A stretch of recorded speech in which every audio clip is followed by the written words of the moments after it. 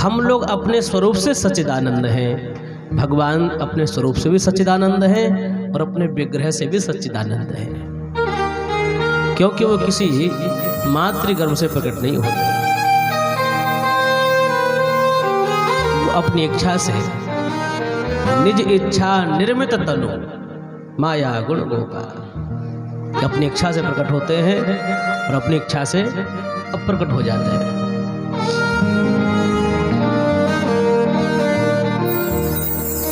तो भगवान की भक्ति और भगवान की कथा की महिमा का वर्णन किया, भगवान के 24 अवतारों का वर्णन किया।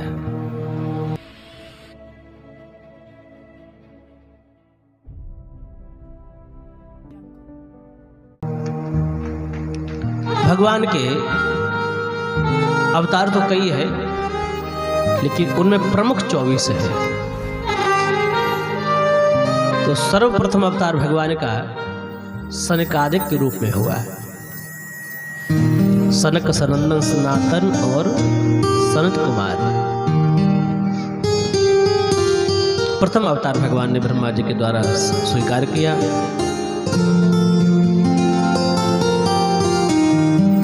ये अवतार लेकर भगवान ने समाज के सामने उदाहरण प्रस्तुत किया कि कथा में कैसे प्रेम करना चाहिए,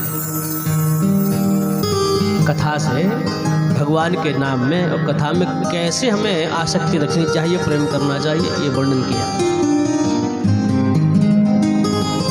पद्म पुराण में सनकादिक भगवान के जीवन का वर्णन दिया है, नारद जी ने वर्णन किया है। कैसा जीवन है?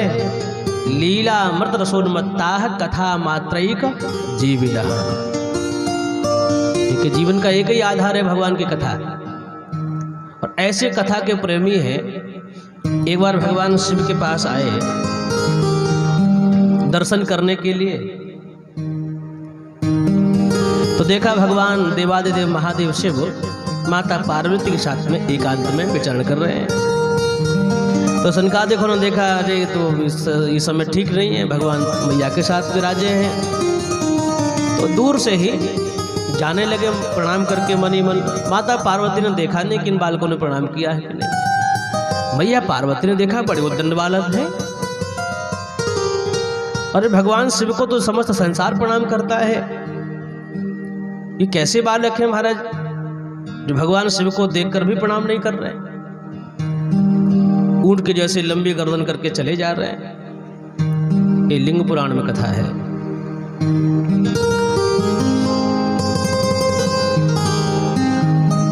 तो माता पार्वती ने श्राप दे दिया इनको चारों को, बोले जाओ चारों ऊंट हो जाओ, ऊंट की जैसे गर्दन करके जा रहे हो तो चारों ऊंट बन जाओ। तो सनकादिक भगवान ऊंट बन गए, चारों भाई ऊंट बन गए और एक वन में गए और वन में जाकर नीम की हरी हरी पत्तियां चबा रहे हैं। स्वभाव में तो भगवान की कथा ही है। तो एक भाई कथा कह रहे हैं, तीन बैठकर सुन रहे हैं। माता पार्वती ने श्राप दे दिया, ऊंट बनकर चारों चले गए।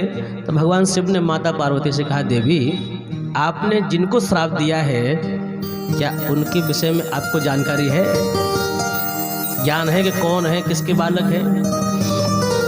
अरे बोले महाराज ऐसे उद्दंड बालकों के विषय में क्या जानकारी रखनी। बोले उद्दंड बालक नहीं है, पूर्वे शाम अभी पूर्वजा, ये पूर्वजों के भी पूर्वज हैं। ब्रह्मा जी ने जब सृष्टि का प्रारंभ किया तो सबसे पहले यही प्रकट हुए। हमारा प्राकट्य तो बाद में हुआ ब्रह्मा जी से, और भगवान के प्रथम अवतार हैं और कथा में बहुत प्रेम रखते हैं। तो माता पार्वती को ग्लानि हुई कि हमसे भूल हो गई, क्या करें? बोले चलो, बड़े तो क्षमाशील होते हैं, जो गुणी होते हैं वो क्षमाशील होते हैं, साधुओं का आभूषण होता है क्षमा। तो माता पार्वती के साथ भगवान से पधारे तो देखा चारों भाई ऊंट बने हैं और नीम की पत्तियां चबा रहे हैं और कथा कह रहे हैं। माता पार्वती ने दंडोत करी, प्रणाम करी, बोले भगवान क्षमा करें, भूलवश अपराध हुआ, आपको श्राप दे दिया, आप अपने स्वरूप में आ जाएं। तो सनकादिक बोले मैया आपने बड़ी कृपा करी, आपने ऊंट बना दिया आपने तो बहुत ही कृपा करी हमारे ऊपर। बोले महाराज मनुष्य शरीर था और आप ऊँट बन गए, जो कह रहे हो आपने बड़ी कृपा करी। शरीर किसका अच्छा लगता है, ऊँट का कि मनुष्य का? लेकिन सनकादिक कह रहे नहीं, हमें तो बड़ा आनंद है, ऊँट बन गए बड़ी मौज है। क्यों आनंद क्यों है? बोले मैया मनुष्य आकृति में थे, मनुष्य स्वरूप में थे तो नहाने का, धोने का, उठने का, बैठने का, भूमि का, सबका विचार करना पड़ता था। तो उस क्रिया में उतना समय चला जाता, भगवान की कथा छूट जाती। लेकिन अब ऊँट बन गए, पशु बन गए। पशुओं के लिए कोई नियम होता है? बोले चाहे जहाँ बैठो महाराज कथा करो भगवान की। तो ऐसे कथा के रसिक हैं, प्रेमी हैं। ऊँट बन गए लेकिन कथा नहीं छूटी महाराज। ऐसा भगवान की कथा से प्रेम है। ये तो प्रारंभ की बात हो गई। अभी थोड़े समय पहले एक बरसाने की घटना है। ब्रज में कभी गए हैं आप लोग? कितने लोग ब्रज में गए हैं? हाथ उठाना जरा। वाह, बरसाना कौन कौन गया है? जय हो। तो बरसाने की ये घटना है। पुराने महात्मा इस कथा को कहते हैं। एक सदग्रस्त जिनका नाम है ब्रजदास, पत्नी का देहांत हो गया, देहावसान हो गया, पत्नी चली गई। एक बेटी है जिसका नाम रतिया है। श्री जी के महल में जाते हैं, रोज मंगला करते हैं, श्रृंगार आरती करते हैं और फिर अपने घर के काम करते हैं। शाम को फिर संध्या आरती में पहुंचते हैं। तो ब्रजदास जी का एक व्यसन है कि श्री जी के महल में, मंदिर में कोई साधु आ जाए उसकी सेवा करना, तो सेवा के बदले आशीर्वाद नहीं मांगते कि बाबा आशीर्वाद दो, हमारी बेटी का विवाह हो जाए, घर में भोजन अन्न के भंडारे भरे रहे, शरीर स्वस्थ रहे, ऐसा कुछ नहीं कहते। महात्मा कहते ब्रजदास कुछ मांगो, हम आपसे बड़े प्रसन्न हैं आपकी सेवा से। तो ब्रजदास कहते आपको एक श्री जी की कथा सुनाओ, ठाकुर जी की कोई कथा सुनाओ। उनको कथाओं में बहुत प्रेम। कोई महात्मा आए उसकी सेवा करें बड़े प्रेम से और उनसे कथा सुने। एक बार घटना घटी जीवन में। एक वयोवृद्ध महात्मा आए, गर्मी का समय था।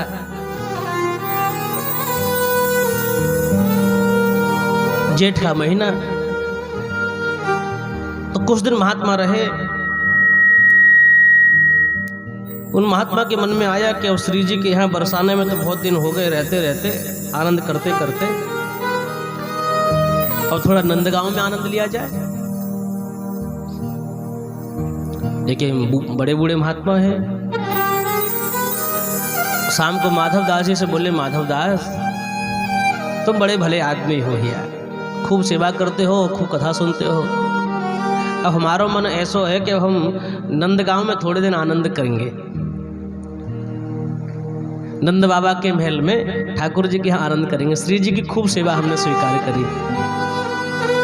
तो माधव दास इस शरीर बड़ो वृद्ध है गयो है, आसन उठाए के ना चल सके। कहा आप मोकू कल नंदगांव पहुँचाएंगे, नंदगांव पहुँचा देंगे आप हमें। तो माधव दास जी बोले ये तो, ब्रजदास बोले ये तो मेरा बड़ा सौभाग्य है कि आपकी सेवा मुझे मिल रही है, लेकिन महाराज जल्दी करना, थोड़ा गर्मी का समय है, 8-9 बजे सूर्य चढ़ जाते हैं तो हमारा दिन में निकलना मुश्किल हो जाता है। घर में बिटिया अकेली है तो सवेरे 3 बजे चलेंगे तो 8-9 बजे तक लौट के भी आ जाएंगे। महात्मा ने कहा ठीक है माधव ब्रजदास आप सवेरे आना। ब्रजदास जी आए, महात्मा का आसन उठाया, झोला कमंडल लिया, नंदगांव की ओर चल दिए। बरसाना से नंदगांव दूर नहीं, केवल 8-9 किलोमीटर है, 12 है। अच्छा, उस समय पैदल का रास्ता। तो बड़े बूढ़े महात्मा, तो माधव दास जी ने जो लौटने का समय निर्धारित किया था वो केवल जाने में ही खर्च हो गया। वो बैठ कर थोड़ी देर चले, फिर बैठ जाएं, जलपान करें, जल पिए, फिर आगे बढ़े। तो 10 बज गए जाते जाते ब्रजदास जी को। अब 10 बजे महाराज जेठ के सब महीने में कितनी धूप हो जाती है। बाबा तुम्हारा जल पिए, लेकिन माधवदास जी न पिए, कुछ न खाएं, क्योंकि उनकी जो बेटी है घर में वो बड़ा ध्यान रखती है पिताजी का। बोल पिताजी आएंगे, उनको खिलाऊंगी तब जाके मैं भी पाऊंगी। तो ब्रजदास जी ने महात्मा का आसन नंद महल में लगाया और कहा कि बाबा अब मुझको आज्ञा दो, मैं ब्रज में अपने घर चलूं, मेरी पुत्री मेरी राह देख रही होगी। तो बाबा बोले ब्रजदास थोड़ा जलपान तो कर लियो, आप सवेरे की जगह हैं, सवेरे के चले हैं आपने, मैंने तो रास्ता में कितनी बार जल पियो, आपने तो एक घूट भी जल नहीं आरोग्य है, थोड़ा सा आप जलपान कर लो, बाल भोग कर ले, फिर जाइयो, फिर आप जाना।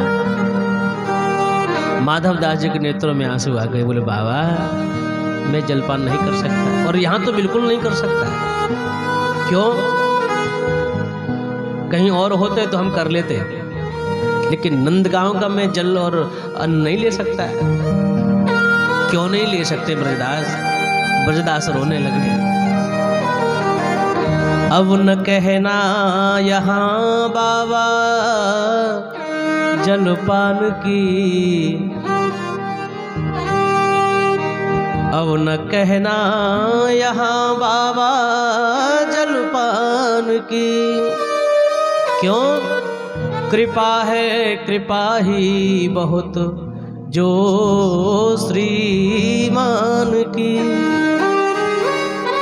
नंदनंदन श्याम सुंदर की बड़ी कृपा है कि आज अपने उन्होंने दर्शन दिए, आज नंदगांव में हमें बुलाया। तो जलपान क्यों नहीं करते हो? भगवान का धाम है, भगवान का घर है। मैं इसलिए जलपान नहीं कर सकता कि जानते हो यहाँ पे बाबा नंद के सुत को ब्याही सुता प्यारी प्रसुभानु की।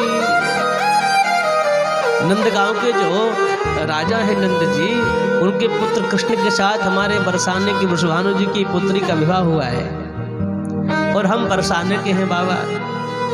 इस नाते किशोरी जी हमारी भी तो बेटी है। अब तो ये सब व्यवस्थाएं समाप्त हो गई।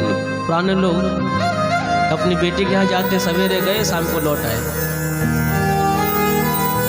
जल भी नहीं पीते थे। बोले दान किया है, कन्या दान किया है, दान की हुई वस्तु को जीवन में उपयोग नहीं करना चाहिए। तो बाबा ये तो मेरी बेटी का घर है,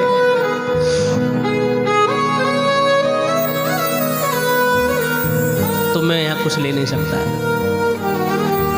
तो और भी महात्मा थे, सब हंसने लगे। अरे वाह, ये तो नंद बाबा का समधी निकल आया। अरे बेटी के आए हो तो कुछ तो भेंट देते जाओ बेटी के लिए। तो माधवदास जी ने, ब्रजदास जी ने सबको दंडवत किया और कहा हम गरीबों पे क्या भेंट बेटी के लिए, है बहुत जो करे रक्षा ईमान की। देने के लिए मेरे पास प्रेम अश्रु है, बस इतनी कृपा करें कि मेरा जो भाव है ये बना रहे। ब्रजदास जी ने कुछ नहीं कहा, कुछ नहीं खाया न पिया। बात करते करते 11 बज गए। बिना खाए पिए कृशकाय शरीर, दुबला पतला शरीर, बरसाने की ओर लौटे। हर्षपुट शरीर हो तो उतनी कठिनाई नहीं होती है।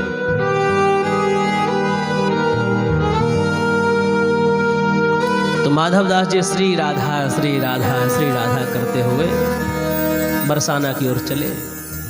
लेकिन गर्मी का समय है, प्यास ने आतुर कर रखा है, व्याकुलता बढ़ गई है। मार्ग चला नहीं जा रहा है। विश्राम करने के लिए एक वृक्ष के नीचे श्री राधा करके जैसे ही बैठे, वैसे ही ब्रजदास को मूर्छा आ गई। ब्रजदास जी मूर्छित हो गए। अब ठाकुर जी को बड़ी चिंता हुई। ये किसी और युग की घटना नहीं है, ये कलिकाल की ही घटना है।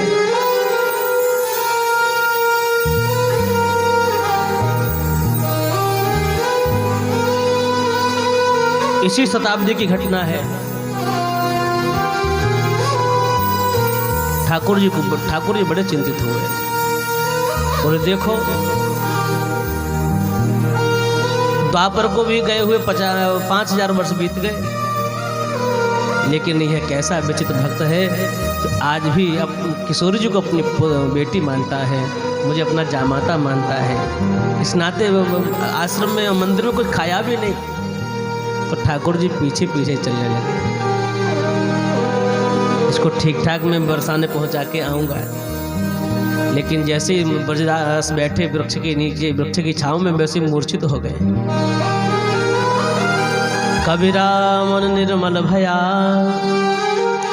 जैसे गंगा नीर, पाछे पाछे हरि फिरे कहत कबीर कबीर। कौड़ी रखे न पास में मांगत में सकुचाए, तिनके पीछे हरि फिरे कहूँ भूखे ना रह जाए। ब्रजदास जी को मूर्छा आ गई, ठाकुर जी जगाने लगे। ठाकुर जी जगाने लगे, हाथ में जल का पात्र है भगवान के, अब भगवान जगा रहे हैं, बुला रहे हैं, ब्रजदास जगो भैया, देखो हम आपके लिए जल लेकर आए हैं, जल पान कर लीजिए। लेकिन ब्रजदास की मूर्छा नहीं खुल रही है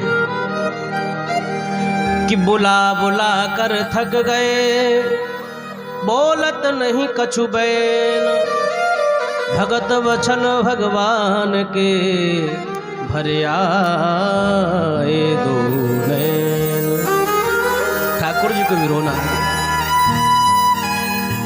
कैसा बड़ा विचित्र भक्त है कि उद्धार अनेक जनों के किए, खल मारे हैं एक से कुबली, गजगीद अजामिल और द्रौपदी, इन दीन की लखी सब विपत्ति टली। अब की यही भक्त से पालो पर्यो, जापे चतुराई न एक चली। अब या के प्राण विनीत बचे, जब आवे यहाँ वृषभानु लली। अब यहाँ किशोरी जी आवे तभी इसके प्राण बच सकते हैं। ठाकुर जी दौड़े दौड़े बरसाने पधारे श्री महलन में, तो देखा किशोरी जी संगीत का आनंद ले रही है। दोपहरी का समय है, प्रसाद पाकर सखियां नृत्य गान कर रही हैं, संगीत बज रहा है। एकाएक किशोरी जी की दृष्टि गई, अरे ठाकुर जी पधारे हैं आज महल में। तो पूछा कि कैसे भगवान, इतनी धूप में इस दासी पर कैसे कृपा करी आज।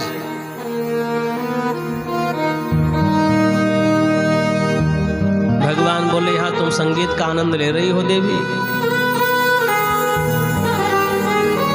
और हमारे आने का विशेष कारण बोले क्या। बोले यहाँ आप संगीत का आनंद ले रही हो, आनंद कर रही हो, और वहाँ हमारे गांव की सीमा में तुम्हारे पिताजी भी होश पड़े हैं। श्री जी ने कहा, कैसा विनोद कर रहे हैं आप, हमारे बाबा तो वृषभानु जी तो महल में ही है। भगवान कहते हैं, वृषभानु जी नहीं, आज भी एक भक्त ऐसा है जो आपको अपनी बेटी मानता है। इस नाते उसने नंदगांव में कुछ खाया नहीं, पिया नहीं, भूखा प्यासा चला आया, वृक्ष की छांव में मूर्छित पड़ा है। हे श्यामाजू, अगर आप नहीं गई तो उसके प्राण नहीं बचेंगे, आप जल्दी चलिए। तो किशोरी जी ने तुरंत अपनी सखियों को आदेश दिया कि जल्दी से महाराज भोजन की थाली लगाई जाए। भोजन की थाली लगाई, किशोरी जी स्वयं लेकर चलने लगी। भगवान बोले, ऐसे नहीं, इतनी कड़ी धूप को ब्रजदास देखेगा तो अपने जीवन को अवश्य त्याग कर देगा। कहेगा कि मेरे कारण मेरे श्री जी को इतनी धूप में आना पड़ा, तब क्या करें, और उसकी बेटी का रूप बना लिया। ब्रजदास की एक बेटी है जिसका नाम रतिया है, उसका रूप बनाया किशोर जी ने। भक्त ब्रजदास की विनीत भव बाधा हरण, रतिया को आज रूप श्री राधा धरि आई। अब किशोरी जी जगाने लगे ब्रजदास को, पिताजी जगिए ना, कितनी देर हो गई यहाँ आपको विश्राम करते करते। बाहर का व्यक्ति आपको आवाज दे, आप कितनी गहरी नींद में हो नहीं सुनेंगे आप। और घर का कोई अपना बालक बुलाए, आजकल तो बालक नहीं, मोबाइल का वाइब्रेशन में बजा तो नींद खुल जाती है। तो कितना ध्यान मोबाइल में लगा रहता है, कितनी गहरी नींद हो, दुनिया बुलाए महाराज, हल्ला मचाए तो नींद नहीं खुलेगी। मोबाइल का वाइब्रेशन बजते ही मेरो ही बजो है।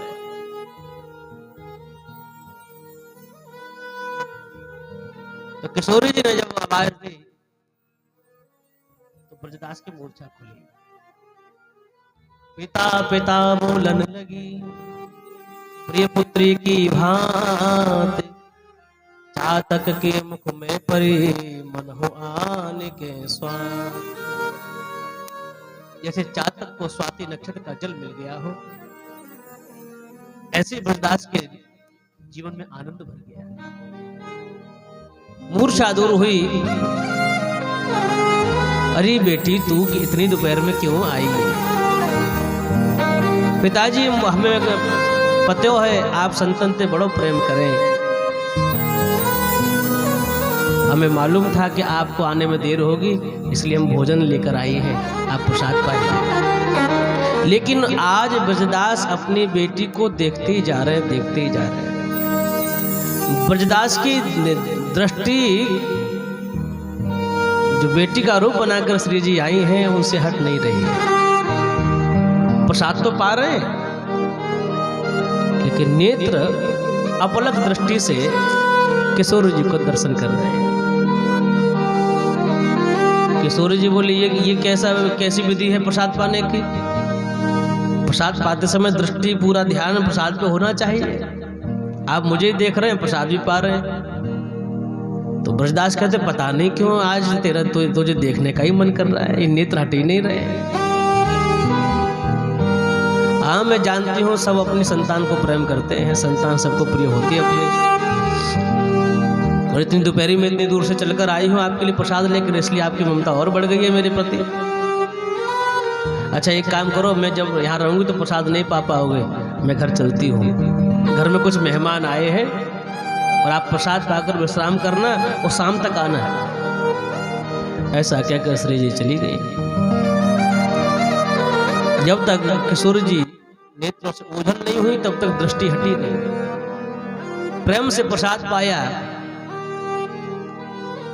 दिव्य जल से भरा हुआ पात्र जल भी पान किया। आज जीवन में ऐसा स्वाद आया कभी नहीं आया। आज जल पीकर जो तृप्ति जो संतुष्टि ब्रजदास को मिली ऐसा अनुभव कभी नहीं हुआ है। ब्रजदास मन ही मन कहते हैं देखो कितनी सुंदर मेरी बेटी है, मैं धन्य हूं ऐसी बेटी को प्राप्त करके, मेरा इतना ध्यान रखती है। प्रसाद पाया, विश्राम किया, शाम को घर आए। इधर बेटी सवेरे से अपने पिता का इंतजार कर रही है, प्रतीक्षा कर रही है। बड़ी नाराज है अपने पिता से, आज अपने पिता से बड़ी नाराज है। आप तो कह रहे थे कि हम 8-9 बजे तक लौट के आएंगे और आप अब आ रहे हैं शाम को 5 बजे 6 बजे।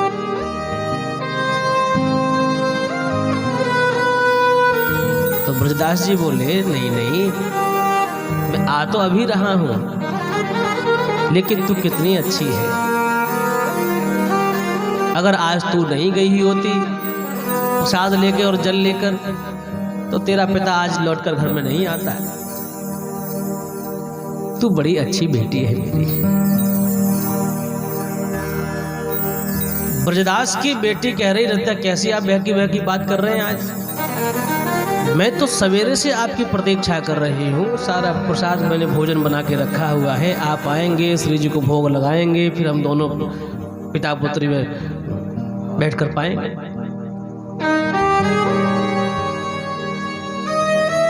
आप अब आ रहे? माधव दास जी बोले, अच्छा मेरे देर से आने से मेरा उपहास कर रही है, मुझसे हास परिहास कर रही है। अच्छा तूने कहा था ना घर में कुछ मेहमान आए हैं, तो बता मुझे कौन आया है, मैं जरा मिलूं उनसे। उनकी बेटी रतिया कहती, आज इनको हुआ क्या है? कहती, पिताजी न तो कोई मेहमान आया, न मैं कहीं घर से बाहर गई। तो माधव दास जी बोले कि हम झूठ बोल रहे हैं, क्या तुम प्रसाद लेकर नहीं आई थी? अपने झोले से उन्होंने वो पात्र निकाल के दिए जो श्री जी लेके गई। बोले ये थाली, ये लोटा, ये कटोरी, इसमें प्रसाद लेकर गई आप?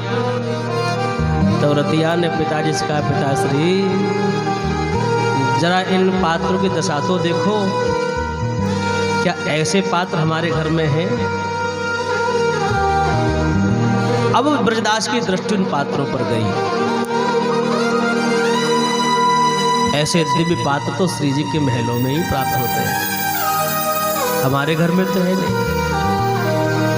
अब ब्रजदास को समझते देर नहीं लगी, कुछ आज नेत्र दर्शन से हट नहीं रहे थे, मेरे हटाने पर भी दृष्टि वहां से हट नहीं रही थी, तो कोई और नहीं, मेरे श्री जी ही है। अब ब्रजदास जी रोना शुरू कर दिए, श्री राधा, हाथ में करताल ली और घर से निकल लिए दर्शन करने के लिए।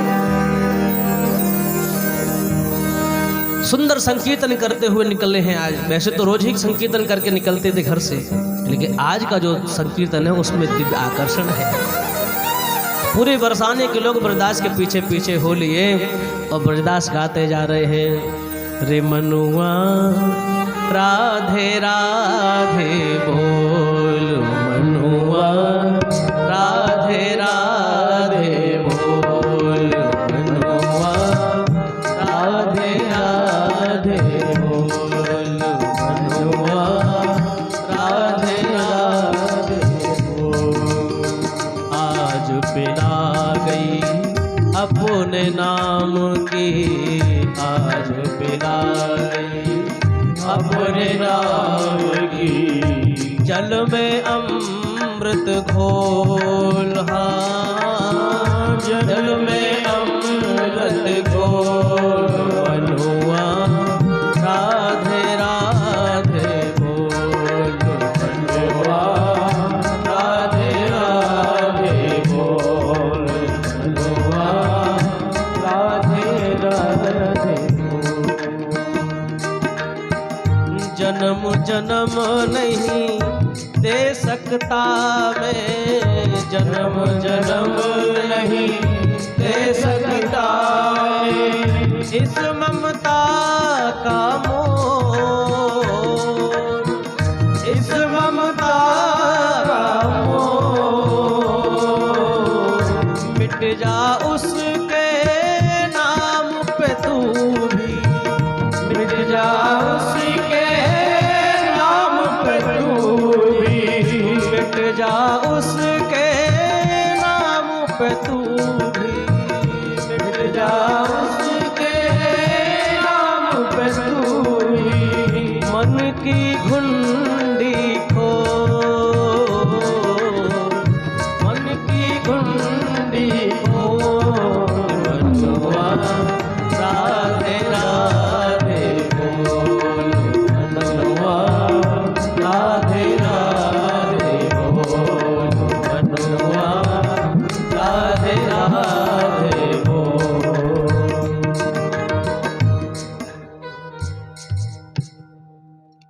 ऐसा सुंदर दिव्य संकीर्तन करते हुए निकले। आज पूरा बरसाना उनके पीछे है। श्री जी के महल में आए, संध्या आरती अभी नहीं हुई थी। कीर्तन हो रहा है, आज पूरा बरसाना नृत्य कर रहा है। नृत्य करते हैं, प्रणाम करते हैं, फिर खड़े होकर नाचने लगते हैं।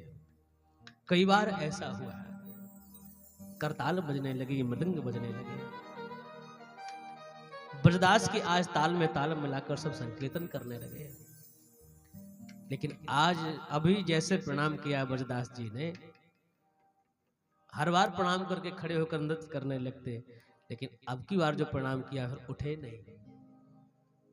नहीं। बहुत देर हो गई, महात्मा ने सोचा कि ज्यादा भाव जगह है हृदय में, इसलिए आज देर तक प्रणाम कर रहे हैं। आरती का समय आया तो कहा ब्रजदास अब तो उठो, श्री जी की आरती होने वाली है। तो जैसे उठाने के लिए ब्रजदास को हाथ लगाया तो ब्रजदास तो अपने जीवन को श्री जी के चरणों में समर्पित कर चुके हैं।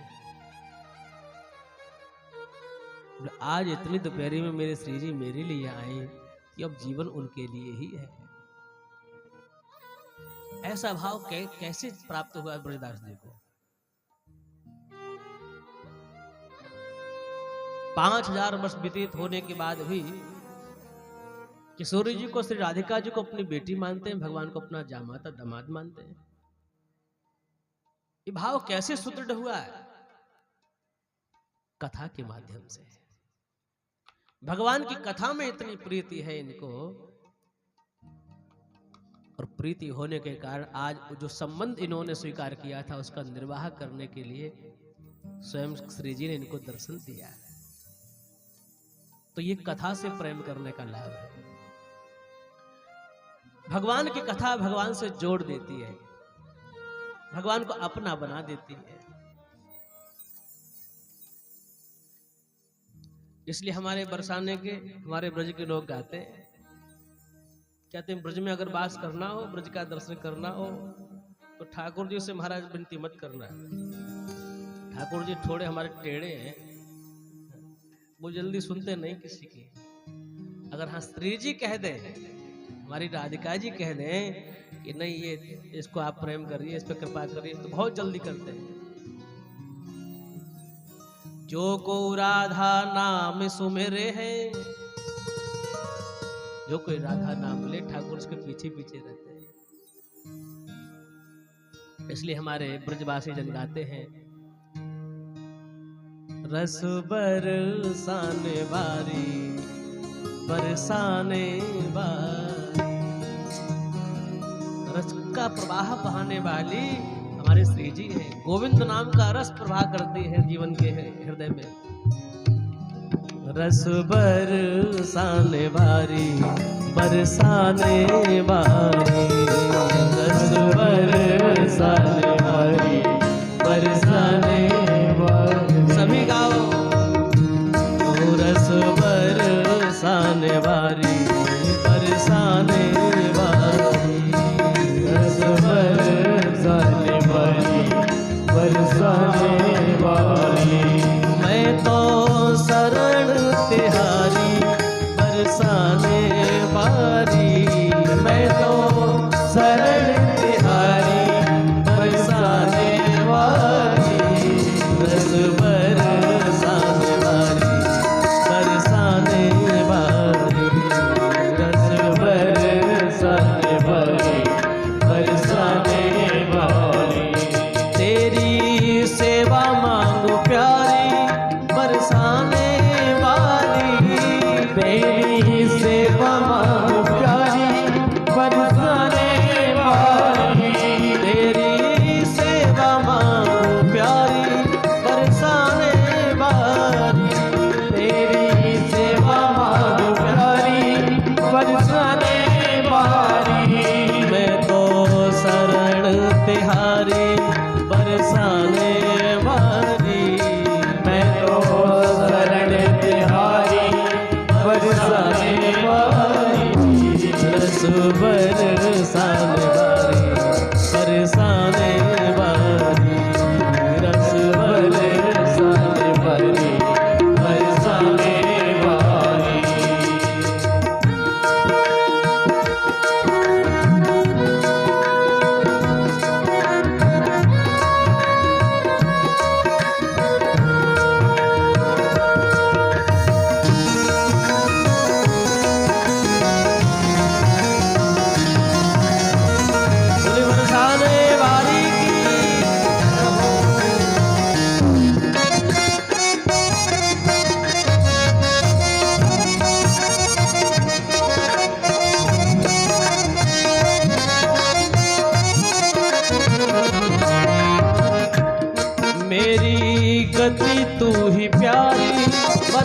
बरसाने वारी, मेरी गति तू ही प्यारी बरसाने वाली, मेरी गति तू ही प्यारी बरसाने वारी, मेरी गति तू ही प्यारी बरसाने वाली।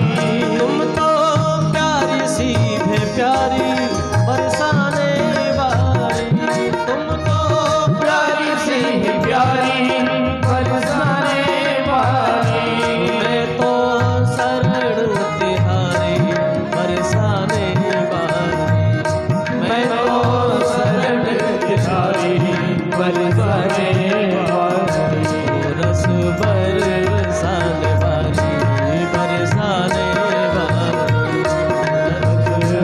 बरसाने वाली बरसाने वाली।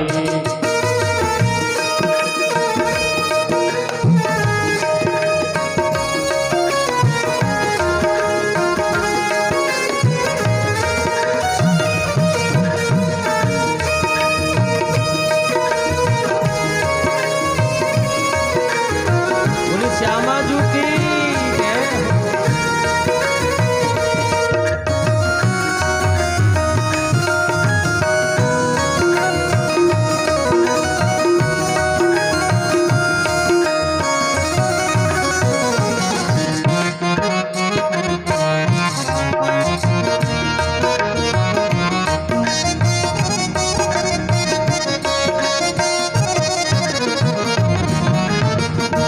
अब सुध लो हमारी बरसाने वारी, अब सुन लो हमारी बरसाने वाली, अब सुध लो हमारी बरसाने वारी, अब सुन लो हमारी बरसाने वाली। मैं तो तुम पे बारी बारी बरसाने वारी, मैं तो तुम पे बारी बारी बरसाने वाली, मैं तो तुम पे बारी बारी बरसाने वारी, मैं तो तुम पे बारी बारी बरसाने वाली, मैं तो शरण तिहारी बरसाने वाली, ओ मैं तो शरण तिहारी बरसाने वाली, रस बरसाने वाली बरसाने वाली, बरसाने वाली बरसाने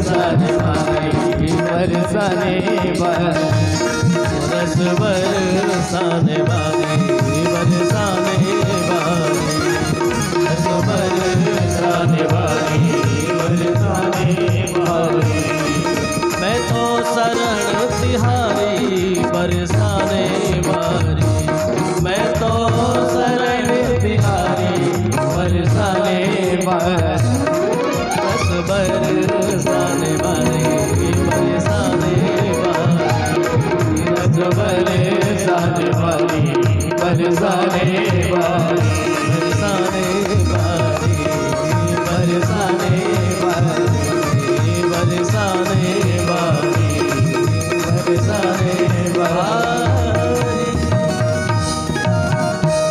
पूरी बरसाने वाली की जय हो।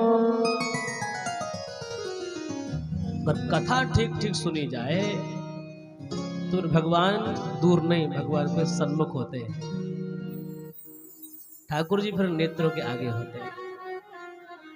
बस आगे तब तक नहीं प्रकट होते हैं जब तक कथा में हमारा प्रेम नहीं होता है, विश्वास नहीं होता है, हमारी प्रीति आसक्ति कथा में नहीं होती।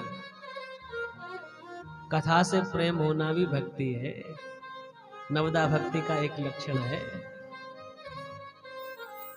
दूसरी रति मम कथा प्रसंगा। प्रहलाद जी ने तो प्रथम भक्ति कहा है, श्रवणम कीर्तनम विष्णु स्मरणम पाद सेवनम। प्रहलाद जी ने तो प्रथम भक्ति कहा है। बोले क्या? बोले श्रवण, भगवान की कथा का। अच्छा, भगवान का परिचय हमें कैसे प्राप्त होगा कथा न हो तो? कथा ही तो माध्यम है परमात्मा को जानने के लिए। तो कथा से प्रेम कैसा होना चाहिए सनकादि भगवान ने प्रकट होकर बताया। चाहे हमें कोई गालियां भी दे, हमारा कोई अपमान भी करे, हमारा कोई उपहास भी उड़ाए, हमें उसकी तरफ ध्यान नहीं देना है, हमें तो भगवान की कथा में आनंद रखना है।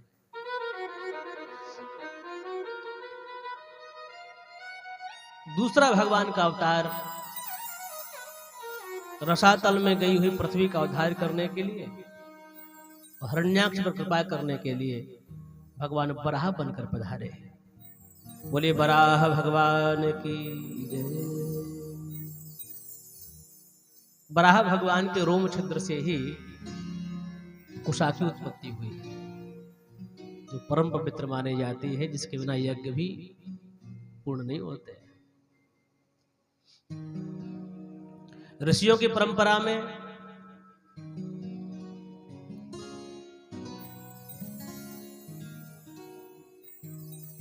पांचरात्र नामक ग्रंथ को प्रकट करने के लिए नारद जी के रूप में भगवान अवतरित होते हैं। नारद जी भी भगवान के तृतीय अवतार है। बोले नारद जी महाराज की जय। धर्म की पत्नी मूर्ति के गर्भ से भगवान का चौथा अवतार नर नारायण के रूप में होता है। ये अवतार भगवान ने क्यों लिया? बोले तपस्या करने के लिए, तप करने के लिए। बोले नर नारायण भगवान की जय हो। नर नारायण भगवान ने ये बताया, उदाहरण दिया कि तप कैसे करना चाहिए।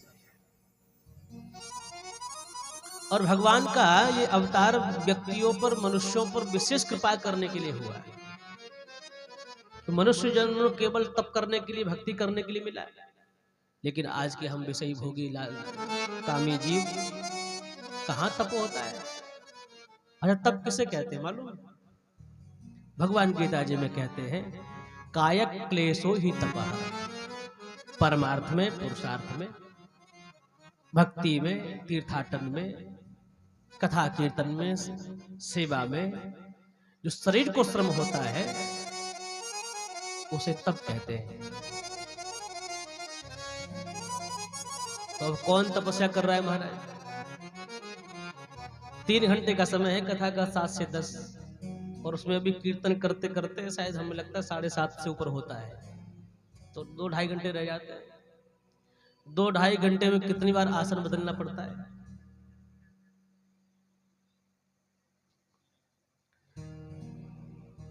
वो तपस्या बड़ी मुश्किल है, और बिना तप के व्यक्ति का कल्याण नहीं होगा।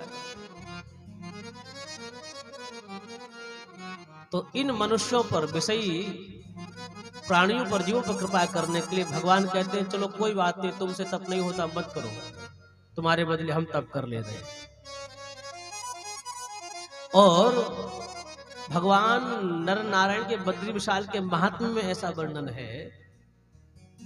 भगवान नर नारायण बद्री में विराजमान है, इस समय तप कर रहे हैं उत्तराखंड की भूमि पर।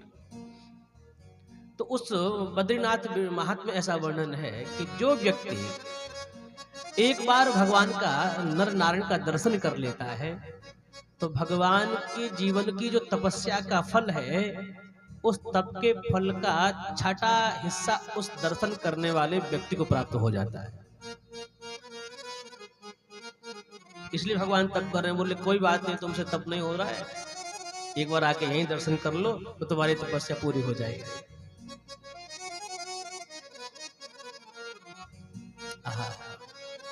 पांचवा अवतार भगवान का सिद्धों के स्वामी के रूप में सांख्य शास्त्र का प्रवर्तन करने के लिए कपिल के रूप में होता है।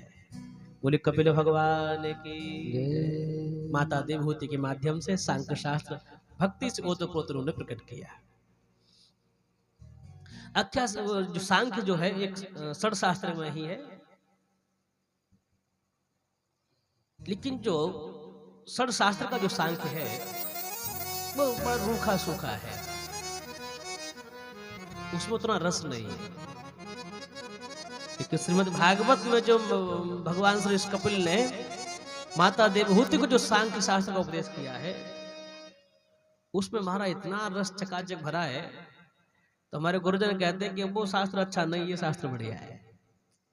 इसलिए श्रीमद् भागवत अत्यंत स्वादिष्ट है। जैसा सांख्य का उपदेश भगवान कपिल ने श्रीमद् भागवत में किया है, ऐसा कहीं नहीं है।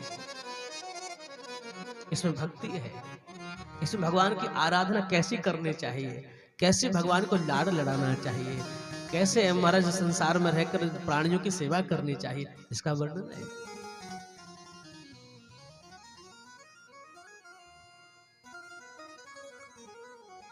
छठे अवतार में भगवान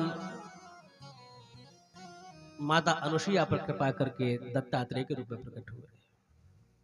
बोले दत्तात्रेय भगवान की जय। इन्होंने अपने जीवन में 24 गुरुओं को स्वीकार किया।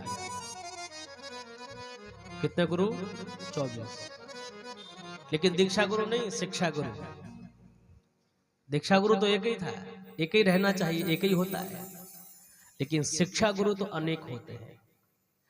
तो 24 प्रमुख स्थानों से इन्होंने अपने जीवन को सरलतम बनाने के लिए, जीवन को जीने के लिए 24 जगह से शिक्षा प्राप्त की। इसका वर्णन एकादश स्कंद में है।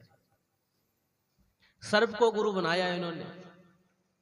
बोले सर्प तो विषैला होता है महाराज, दुनिया उससे डरती है, इन्होंने सर्प को गुरु बना लिया। तो सर्प से क्या शिक्षा ली? सर्प से शिक्षा ली कि साधु को, महात्मा को, संत को, भगवान के आश्रित रहने वाले प्राणी को, जीवात्मा को घर मकान दुकान बनाने के चक्कर में नहीं रहना चाहिए। ये समस्त दुनिया संसार ठाकुर जी का बनाया हुआ है, कहीं ना कहीं रहने के लिए जगह मिल जाएगी। सर्प अपने रहने के लिए कभी बिल नहीं बनाता। बिल तो चूहे बनाते हैं, और सर्प तो जाकर रहता है और अगले दिन निकल लेता है वहां से। ऐसी साधु को होना चाहिए। घर मकान दुकान बनाओगे ममता हो जाएगी महाराज, भजन नहीं बनेगा। मधुमक्खी को गुरु बनाया। मधुमक्खी को क्यों गुरु बनाया? मधुमक्खी को इसलिए गुरु बनाया, जीवन भर हमारा परिश्रम करती है, संग्रह करती है, लेकिन जो वस्तु संग्रह करती है क्या उसका वो स्वाद ले पाती है जीवन में?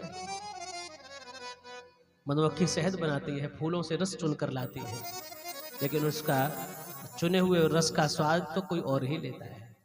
इसलिए कभी संग्रह परिग्रह नहीं करना चाहिए। एक कुंवारी कन्या को गुरु बनाया, अविवाहिता को। माता पिता घर में नहीं थे, अकेली घर में थी बिटिया। बाहर से कुछ रिश्तेदार आ गए, अब घर में कैसे उनको भोजन बना के खिलाए?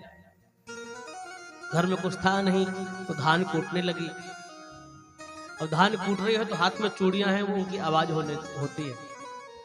उसने विचार किया कि इनकी आवाज जाएगी तो लोगों को पता लग जाएगा, बोले घर में कुछ है भी नहीं, अभी तैयार कर रही है। तो उसने अपने हाथ की सारी चूड़ियां निकाल दी, केवल एक एक रखी, एक एक चूड़ी रखी। अब धान कूटने लगी, अब आवाज नहीं होती है। तो क्या शिक्षा ली? साधु को सदा एकांत में रहना चाहिए, एकांत वास करना चाहिए। एक निरंजन दो सुखी, तीन में कटपट चार दुखी।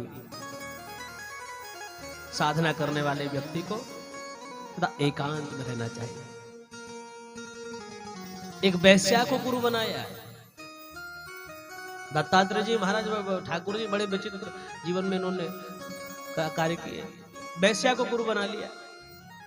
अरे बोले वैश्या से क्या सीखा? विदेह नगर की एक वैश्या अपना महल सजाती है, अपना घर सजाती है, सुंदर महंगे महंगे इत्रों का छिड़काव करती है, सुंदर श्रृंगार करती है कि कोई व्यक्ति आएगा, मेरा उपभोग करेगा, मुझे बहुत सारा धन देकर जाएगा। लेकिन एक रात उसने खूब प्रतीक्षा करी, कोई नहीं आया। तो अगले दिन उसको ऐसी निराशा हुई, वो कहती इतनी प्रतीक्षा मैंने अगर परमात्मा की होती तो भगवान मिल गए होते, कहां मैं हाड़ बास के शरीर की प्रतीक्षा कर रही हूं। तो आशा ही परमम दुखम नैराश्यम परमम सुखम।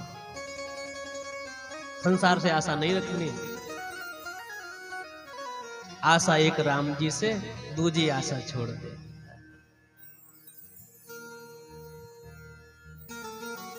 संसार से आशा नहीं करना। भक्तजन गाते भी हैं, संसार के लोगों से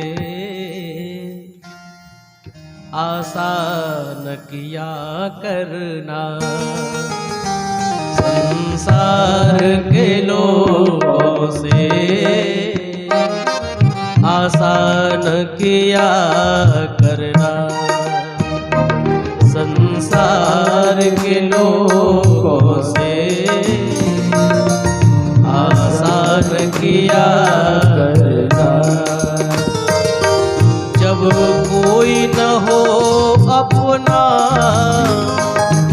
जब कोई न हो अपना, राधे श्याम जपा करना, संसार के लोगों से आसान किया करना।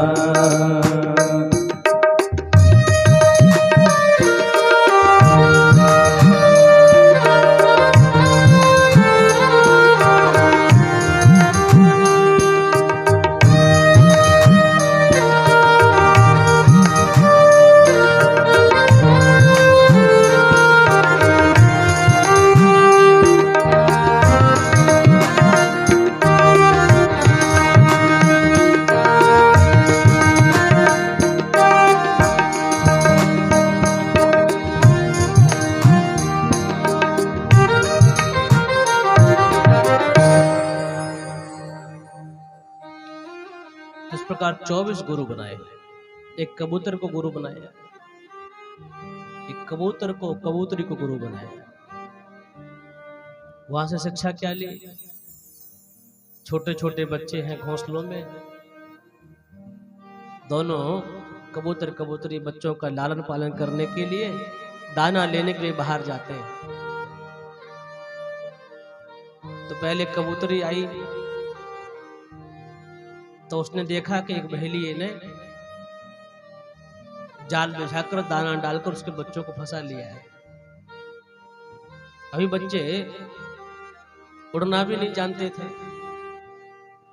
भोजन के लोभ में ऊपर से कूदे, जाल में फंस गए। तो संतति के मोह में वह भी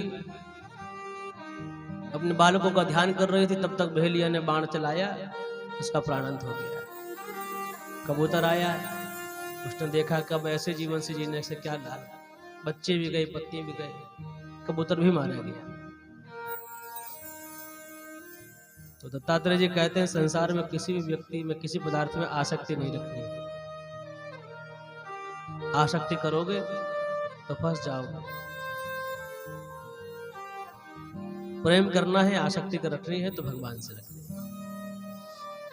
ऐसा उदाहरण भगवान ने प्रस्तुत किया। बोले दत्तात्रेय भगवान की जय। 7वीं बार भगवान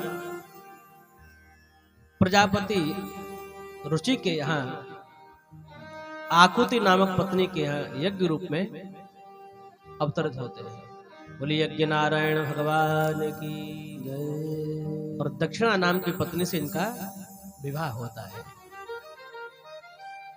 इसलिए मेरे भाई बहन ध्यान सुनना, यज्ञ में बार बार ब्राह्मण लोग दक्षिणा की बात करते हैं, इसलिए बात करते हैं कि दक्षिणा यज्ञ की पत्नी है और बिना दक्षिणा के यज्ञ पूर्ण नहीं होता है। इसलिए दक्षिणा अवश्य भेंट करनी चाहिए। बोले यज्ञ नारायण भगवान की जय। राजा नाभि की पत्नी मेरु देवी के गर्भ से भगवान ऋषभ देव के रूप में प्रकट होते हैं, जहां से जैन धर्म का प्रारंभ हुआ। जैन धर्म के प्रथम तीर्थंकर भगवान ऋषभ ही माने गए, जिनके 100 पुत्र हुए। कितने पुत्र हुए? 100। और अपने पुत्रों को क्या सिखाया? कुल विवाह करो, बेटा बेटी पैदा करो, नाम बढ़ाओ, परिवार बढ़ाओ, ये सब बोले नहीं। बोले दुनिया के भोग भोगने के लिए महाराज जीवन नहीं मिला है। भगवान ऋषभ देव जी कहते हैं एक विष्ठा भोजी सूकर को विष्ठा भोज पाने में जितना स्वाद आता है उतना ही स्वाद एक मनुष्य को स्वादिष्ट भोजन करने में आता है। उतना ही स्वाद इंद्रलोक में बैठे हुए इंद्र को दिव्य आहार करने में आता है। सुख में रत्ती भर भी अंतर नहीं है। तो फिर इन सुखों की इच्छा क्यों करना, इन भोगों की इच्छा क्यों करना है? नेत्रों से सुंदर रूप देखना हो तो फिर बिहारी जी का देखो, हमारे श्री जी को निहारो। इनसे सुंदर कोई है? जब देखो तब नया श्रृंगार, नई सुंदरता है। तदेव रम्यम रुचिरम नवम नवम, जब देखो तब नए दिखते हैं। एक हमारी दृष्टि वहां जाती नहीं, हम तो हाड़ मास के शरीर में लगे हैं, यही अच्छा लगता है।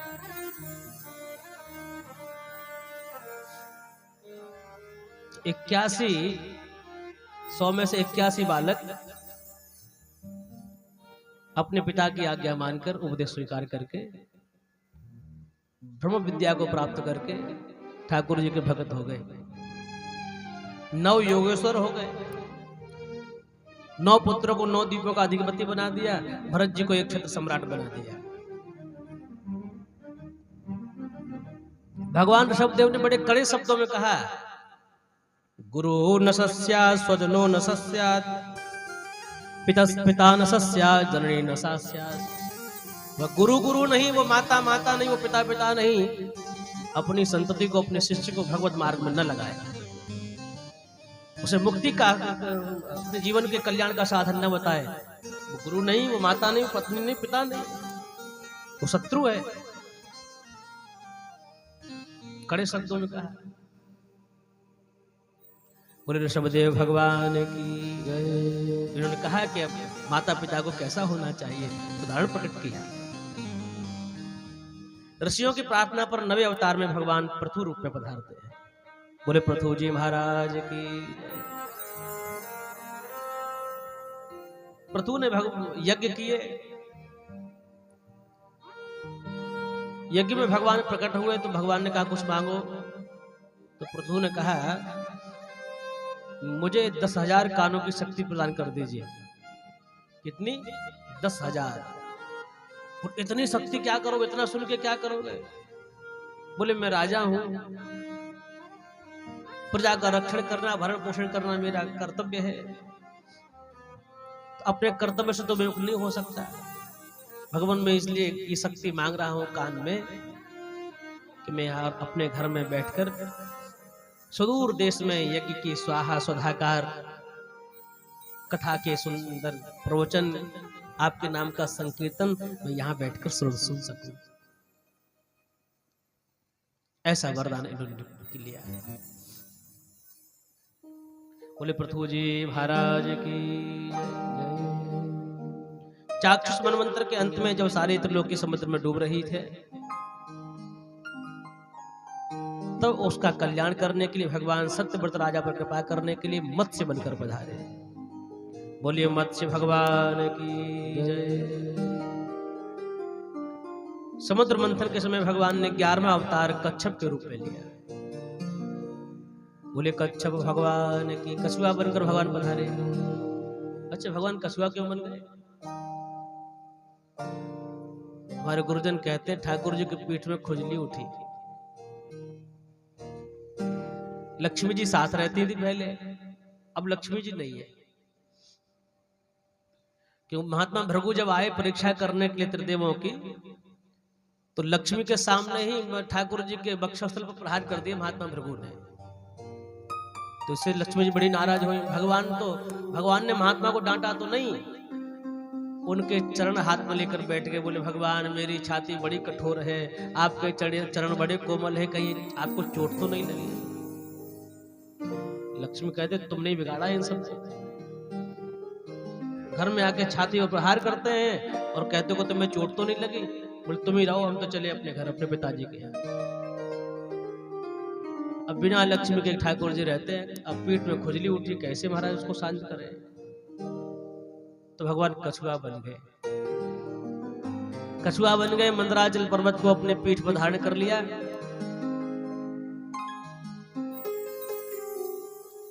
और भगवान की मंदराचल पर्वत के घर्षण से खुजली शांत हो गई, ठाकुर जी सो गए। और जब ठाकुर जी सो गए तो कहते हैं निद्रा में श्वास का जो आना जाना वो तीव्र हो जाता है। आज भी समुद्र में जब ज्वार भाटा उठता है तो भगवान के लक्षण का, भगवान के होने का एहसास कराता है। बोले कच्छप भगवान की। 12वें अवतार में भगवान अमृत का कलश लेकर धन्वंतरी के रूप में प्रकट हुए। बोले धन्वंतरी भगवान की। यहां से आयुर्वेद का प्रवर्तन हुआ है। व्यक्ति को स्वस्थ बनाने के लिए, सुदृढ़ बनाने के लिए शरीर को आयुर्वेद का प्रकट किया।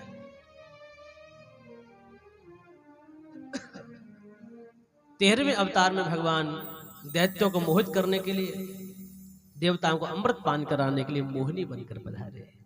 बोलिए मोहिनी भगवान की जय। 14वें अवतार में भगवान भक्तराज प्रहलाद को दर्शन देने के लिए हिरण्याकश्यप का कल्याण करने के लिए नृसिंह बनकर आए। बोले नृसिंह भगवान की जय। अच्छा, भगवान नृसिंह क्यों बने?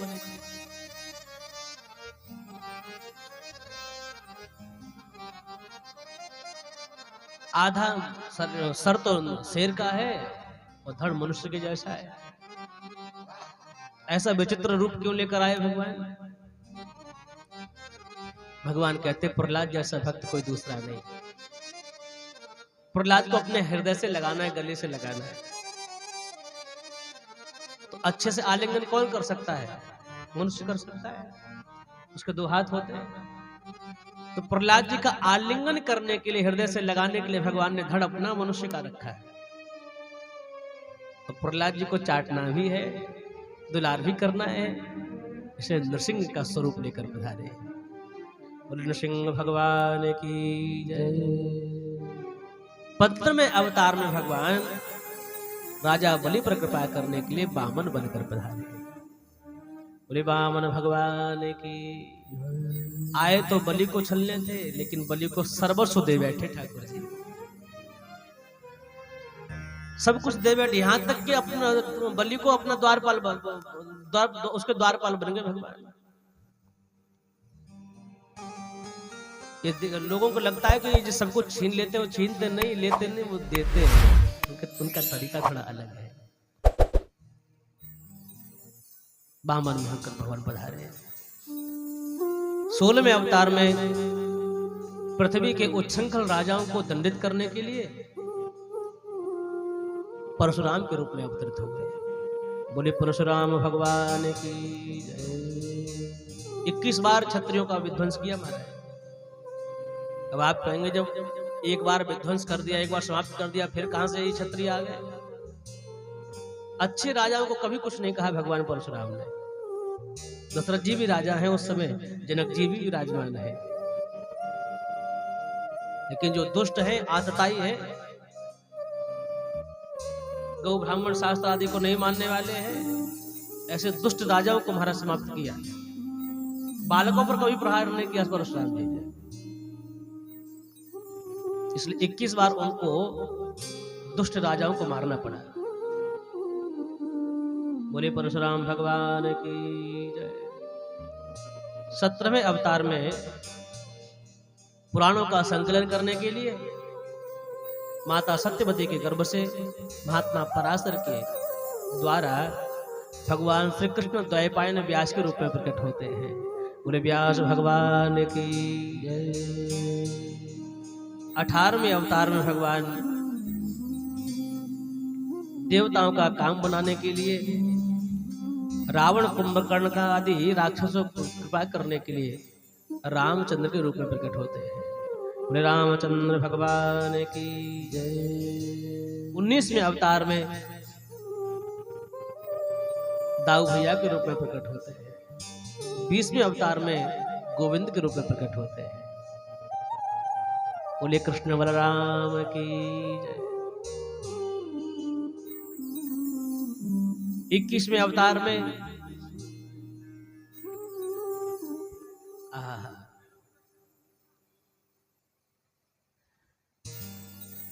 कलयुग में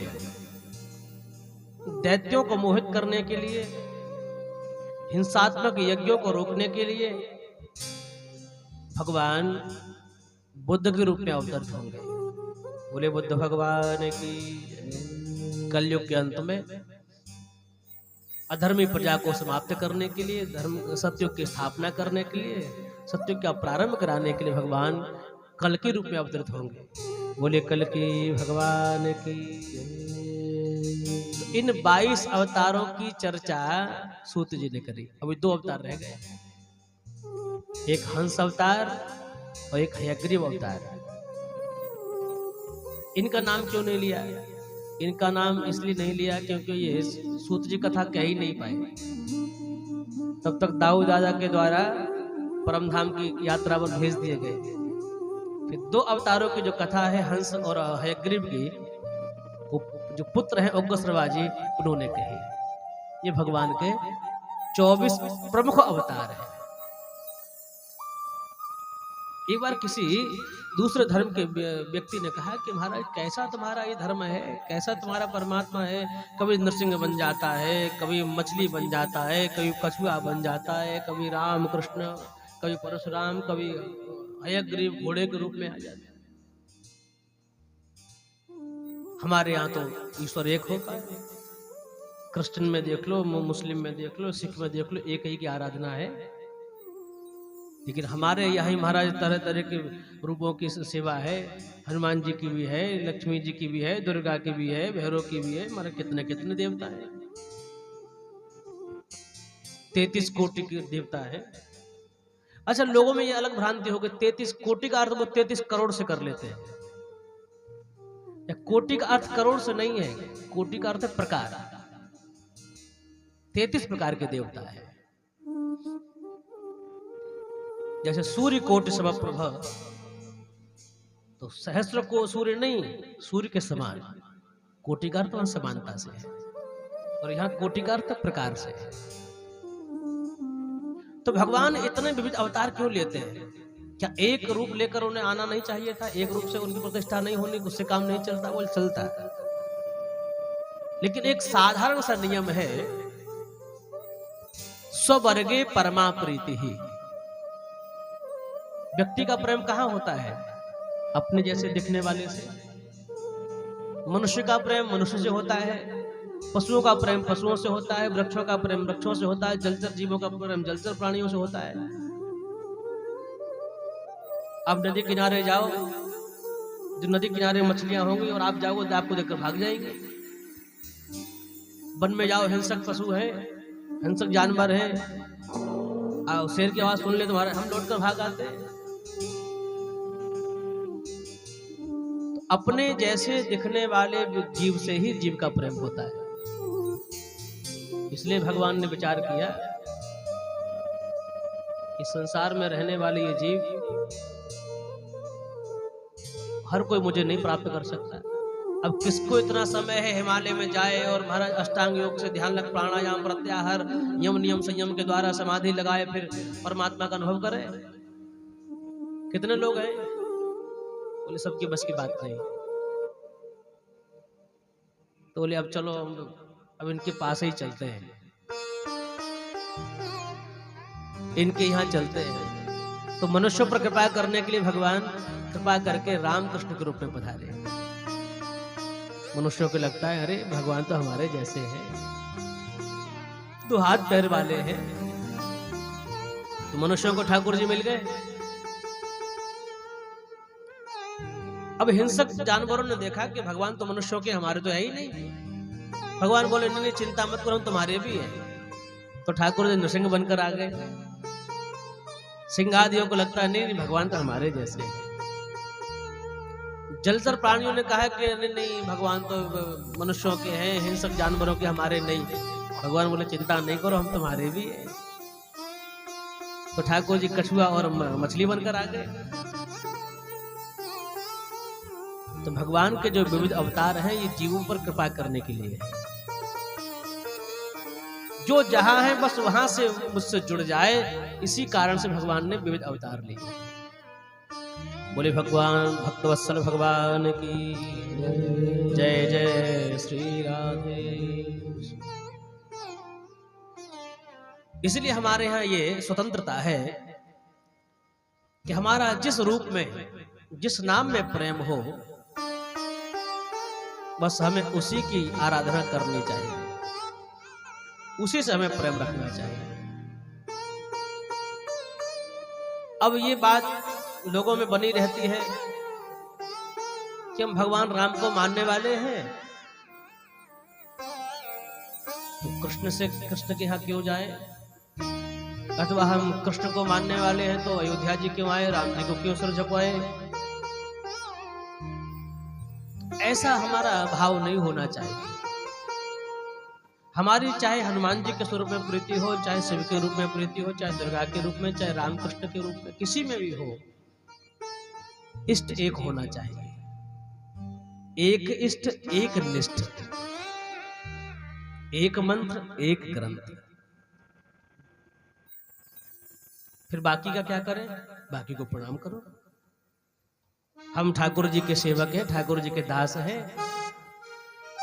अयोध्या जी आए हैं दर्शन करने के लिए रामलला के। रामलला जी को खूब प्रेम से भोग लगाएं, माला अर्पण करें, खूब प्रेम से दर्शन करें और दंडवत करें राम जी को। और राम जी से चरणों में प्रार्थना करें, किशोरी जी से कहें, सीता जी से, हे मैया आप बस इतना ही आशीर्वाद दो कि हमारा प्रेम हमारी किशोरी जी, बिहारी जी के चरणों में और बढ़े। विंध्याचल जाओ दर्शन करने के लिए, हे विंध्यवासी मैया आप कृपा करें, नवरात्र का व्रत रखा है, आपकी आराधना की है, भगवान में हमारी प्रीति और बढ़े। काशी पधारो, भगवान विश्वेश्वर का पूजन करो, दर्शन करो। भगवान विश्वनाथ से कहो, हे भगवान आप तो वैष्णवानम यथा शंभु है, भगवान को बहुत प्रिय है, आप आशीर्वाद दें, हमारा प्रेम भगवान के चरणों में बना रहे। ऐसी हमारी वृत्ति होनी चाहिए। ये नहीं हम तो बस राधा कृष्ण को मानने वाले हैं अथवा सीताराम को मानने वाले हैं तो हनुमान जी को क्यों प्रणाम करें, हनुमान जी क्या है उनके आगे। ऐसा नहीं, सब भगवान के ही स्वरूप हैं। गोस्वामी जी से कहा कि आप किसको, आप राम जी के सेवक हो तो आप बताइए कि कौन छोटा बड़ा है। गोस्वामी जी कहते ये मैं नहीं कर पाऊंगा। को बड़ छोट कहत अपराधो, मैं किसे छोटा कहूं किसे बड़ा करूं, अपराधी और बन जाऊंगा। इसलिए नहीं, जिसको जो प्रिय है बस उसी में रमण करना चाहिए, उसी का हमें आराधन करना चाहिए। इसलिए हमारे वृंदावन के रसिक गाते हैं, हरि का भजन करो, हरि है हमारा, हरि का भजन करो, हरि है हमारा, हरि का भजन करो, हरि है हमारा, हरि का भजन करो, हरि है हमारा। हरि नाम लेने वाला, हरि नाम लेने वाला, हरि नाम लेने वाला, हरि नाम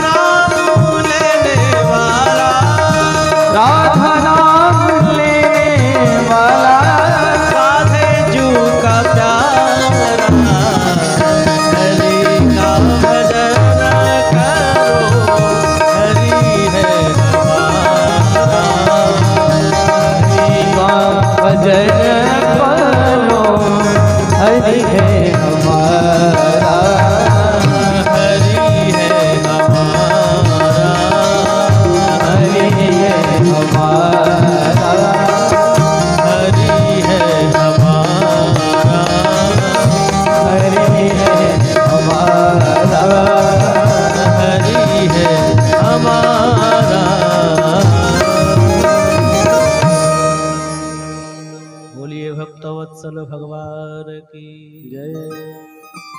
तो ठाकुर जी सबके हैं और सब ठाकुर जी के हैं, इसलिए किसी भी भगवान के रूप में नाम में हमें भेद नहीं रखना चाहिए। सौनक जी की जिज्ञासा थी कि ऐसा अनुपम दिव्य ग्रंथ प्रकट कैसे हुआ, क्योंकि श्रीमद् भागवत के प्राकट्य में बड़ी विचित्रता है। भगवान वेदव्यास सरस्वती नदी के तट पर बैठे हैं समय प्राश आश्रम में, सत्य पुराणों की रचना कर चुके हैं।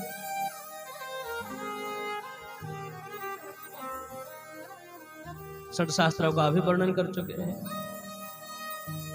ब्रह्मसूत्र का भी लेखन कर चुके हैं, श्रुतियों को प्रकट कर चुके हैं, उपनिषदों को भी प्रकट कर चुके हैं। 1,00,000 श्लोकों वाला विशाल महाभारत ग्रंथ भी प्रकट कर चुके हैं, लेकिन मन में अभी भी असंतोष बना हुआ है, मन में संतुष्टि नहीं है। भगवान वेदव्यास जी को लगता है कि मेरे जीवन का जो मुख्य उद्देश्य है शास्त्र संकलन, उसमें लगता है अभी कहीं कुछ त्रुटि रह गई है। तो अब तक देवर्षि नारद जी पधारे। नारद जी प्रणाम। बोले प्रणाम भगवान, आपको भी मेरा प्रणाम। हे भगवान वेदव्यास, आज आपकी दशा बड़ी विचित्र है, आप बड़े चिंतित दिखाई दे रहे हैं। इस चिंता का कारण क्या है भगवान? आपके द्वारा रचित कृतियों को पढ़कर संसार के लोगों की चिंताएं समाप्त हो जाती है और आप भी आज स्वयं चिंतित हैं। तो भगवान वेदव्यास जी कहते हैं, नारद जी, मेरे अवतार का जो प्रयोजन था वो मैं पूरा कर चुका हूं, लेकिन फिर भी मैंने मेरे द्वारा जो कृत्य हुआ है, मेरे द्वारा जो काम हुआ है, उससे मुझे संतुष्टि नहीं मिल रही है। अभी लगता है कि कहीं कोई मूल विषय छूट रहा है।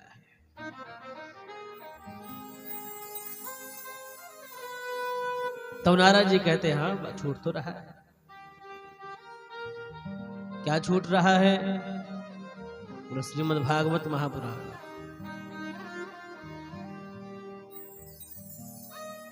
श्रीमद् भागवत महापुराण का आपने अभी प्रकटीकरण नहीं किया।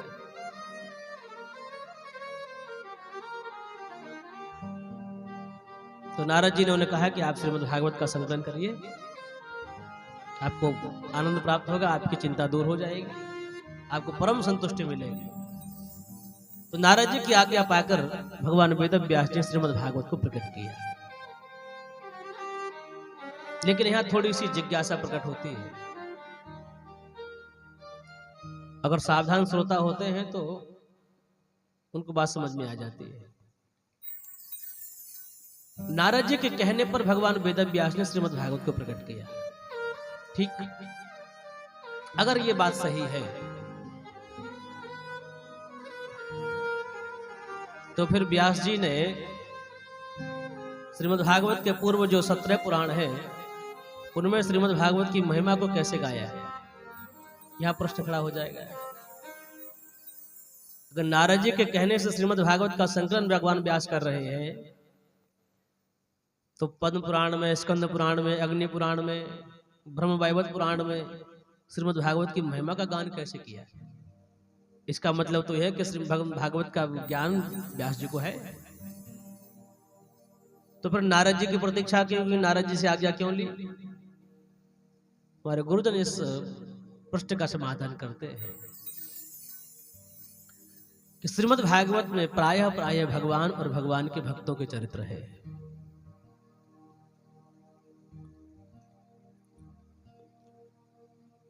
तो भगवान व्यास जी का नारद जी को गुरु रूप में वर्णन करने का एक ही अर्थ है, ये दुनिया के लोग मनमुखी न हो जाए, मनमुखी न रहे, शास्त्रमुखी होकर रहे, गुरुमुखी होकर रहे। उसमें आनंद है, उसमें शास्त्र की मर्यादा है, अपने धर्म की मर्यादा है। और दूसरा कारण नारद जी ने कहा भगवान व्यास से, आपने अब तक जितने भी पुराण लिखे और जिनके नाम से आपने पुराण की संरचना की, उस पुराण में आपने उसी स्वरूप को सर्वोपरि घोषित कर दिया। आप शिव पुराण पढ़ लीजिए तो उसमें शिव पुराण के अनुसार भगवान शिव ही सर्वश्रेष्ठ है। वामन पुराण पढ़िए, उसमें वामन भगवान ही सर्वोपरि है। नृसिंह पुराण पढ़िए, भगवान नृसिंह ही उसमें सर्वोपरि है। अब आप विचार करो, इन सबके भगत एक जगह इकट्ठे हो जाए तो इनमें संवाद होगा कि झगड़ा होगा? भगवान नृसिंह के अनुयायी कहेंगे नहीं हमारे ठाकुर जी बड़े हैं, भगवान वामन के कहेंगे नहीं हमारे ठाकुर जी बड़े हैं। तो व्यास जी, जहां भक्तों में संवाद होना चाहिए वहां तो विवाद हो जाएगा। इसलिए आप ऐसा ग्रंथ रचिए, श्रीमद् भागवत ऐसा ग्रंथ है जिसके प्रारंभ में किसी को प्रधानता नहीं दी गई। यद्यपि श्रीमद् भागवत के प्रतिपादित भगवान श्री कृष्ण ही है, गोविंद ही है, लेकिन प्रारंभ में सत्यम परम धीमहि कहकर प्रणाम किया। ये ग्रंथ सबके लिए ग्राही है। इसकी छत्र छाया में, इसकी सघन छाया में सब आस्वादन कर सकते हैं। तो गुरु परंपरा का निर्वाह करने के लिए भगवान वेद व्यास जी ने नारद जी को गुरु रूप में वर्ण किया। नारद जी की आज्ञा लेकर श्रीमद् भागवत का संकलन किया। तो जब नारद जी ने आज्ञा दी तो भगवान वेद व्यास जी ने थोड़ी सी जिज्ञासा प्रकट की, अपनी मन की शंका को प्रकट किया। बोले, नारद जी आप कहते हो कि आप श्रीमद् भागवत का संकलन करो, उसमें तो भगवान के भक्त और संतों साधुओं के ही चरित्र ज्यादा है, तो क्या महात्माओं के चरित्र गाकर, महात्माओं का संग करके किसी को लाभ मिलेगा? किसी को लाभ मिलेगा? नारद जी कहते हम कहां जाएं, किसका उदाहरण खोजें, हम ही उदाहरण है। तब नारद जी अपने पूर्व जन्म की कथा कहते हैं। बोले, पूर्व जन्म में द्रुमिल नाम के गोप के यहाँ जन्मा। मेरे जन्म के कुछ दिन बाद ही मेरे पिताजी चले गए। मेरी माँ एक ब्राह्मण के यहाँ सेवा करती है। ब्राह्मण बड़े साधु से भी हैं, संत वैष्णव भक्त से भी हैं। एक बार कुछ महात्मा आए चातुर्मासी करने के लिए, मेरी मैया को उनकी सेवा करने का सौभाग्य प्राप्त हुआ। मेरी बाल्यावस्था, बालक स्वभाव से चंचल होता है, खेल कूद में उसका मन लगता है। मेरी मैया को उन महात्माओं की सेवा मिल गई तो मेरी मैया ने कहा, लाला ये संत भगवान है,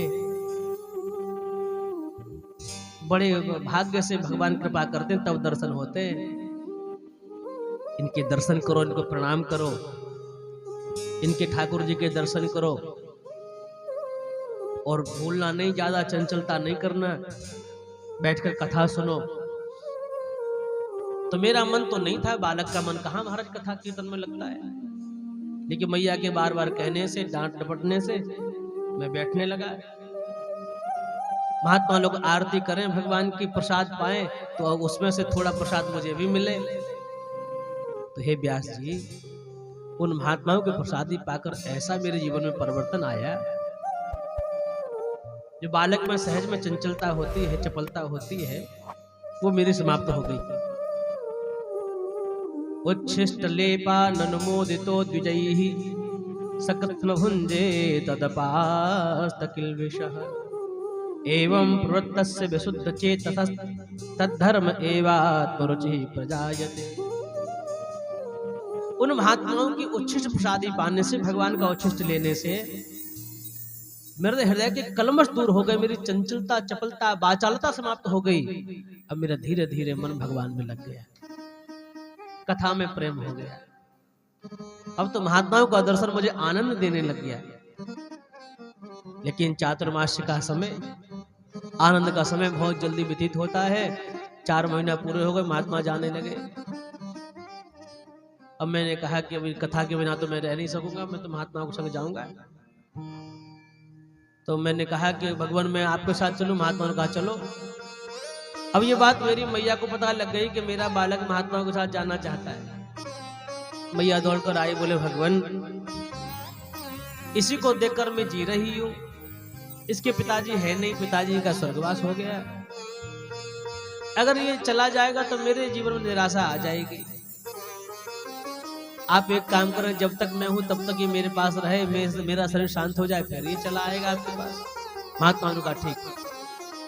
महात्मा जाने लगे। नारद जी आए, बोले हम भी चलेंगे। बोले नहीं, जब तक मैया घर में है मैया की सेवा करो, मैया जब आज्ञा दे तब आना। अब किसी की मैया आज्ञा नहीं देती भाई, वो तो भगवान ही छुड़ाते हैं घर दुनिया के झंझट सब। अब नारद जी बड़े दुखी हुए। संसार का बंधन भी कितना कठिन है छोड़ना। मेरी लाख कोशिश करने पर भी मैं नहीं छोड़ पाया। भगवान से प्रार्थना करते हैं, ठाकुर जी कब ये बंधन से मैं मुक्त होऊंगा, कब आपकी भक्ति करूंगा, कब मैं निर्द्वंद होकर आपका आनंद से भजन कर पाऊंगा।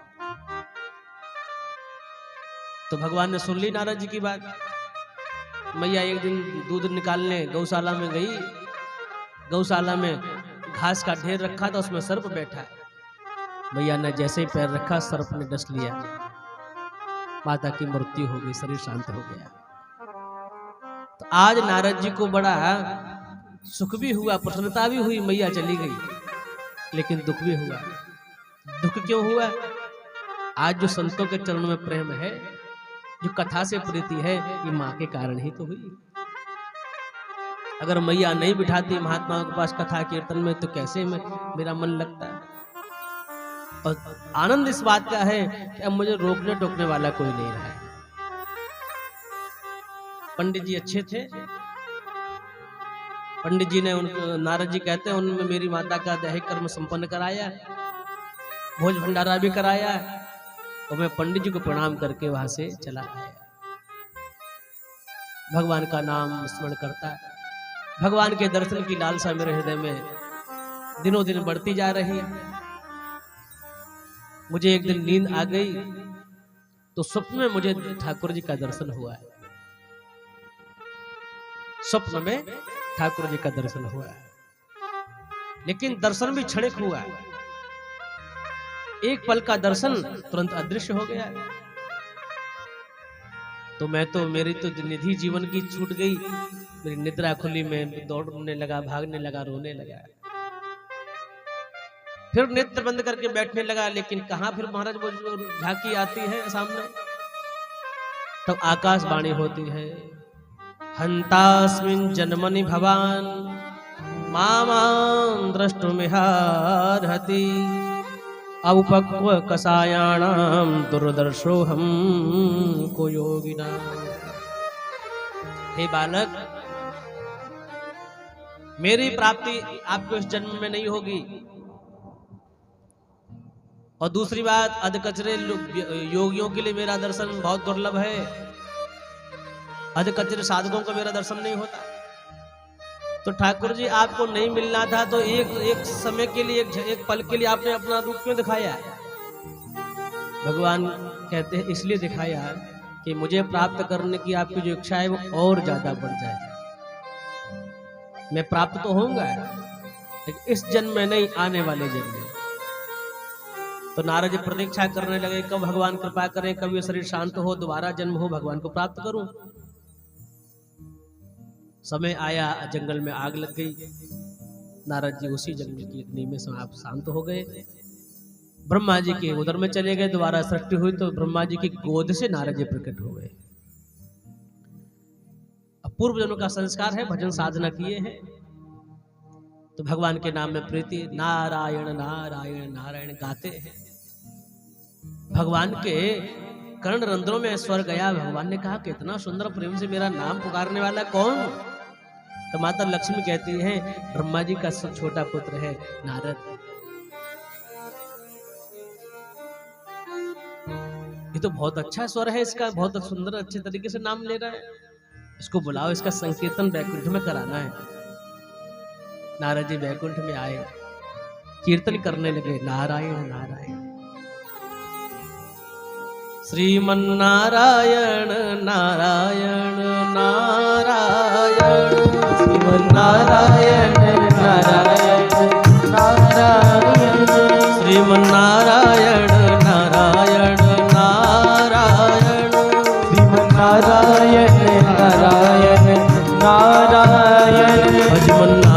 नारायण नारायण नारायण भजमन नारायण नारायण नारायण भजमन नारायण नारायण नारायण भजमन नारायण नारायण नारायण श्रीमन नारायण नारायण नारायण श्रीमन नारायण नारायण नारायण बद्री नारायण नारायण नारायण श्री नारायण नारायण नारायण लक्ष्मी नारायण नारायण नारायण लक्ष्मी नारायण नारायण नारायण श्रीमन नारायण नारायण नारायण श्रीमन नारायण नारायण नारायण कृष्ण नारायण नारायण नारायण कृष्ण नारायण नारायण नारायण कृष्ण नारायण नारायण नारायण कृष्ण नारायण नारायण नारायण राम नारायण नारायण नारायण राम नारायण नारायण नारायण नृसिंह नारायण नारायण नारायण नरसिंह नारायण नारायण नारायण सूर्य नारायण नारायण नारायण सूर्य नारायण नारायण नारायण सूर्य नारायण नारायण नारायण सूर्य नारायण नारायण नारायण चंद्र नारायण नारायण नारायण चंद्र नारायण नारायण नारायण श्रीमन नारायण नारायण नारायण श्रीमन नारायण नारायण नारायण भजमन नारायण नारायण नारायण श्रीमन नारायण नारायण नारायण श्रीमन नारायण नारायण नारायण।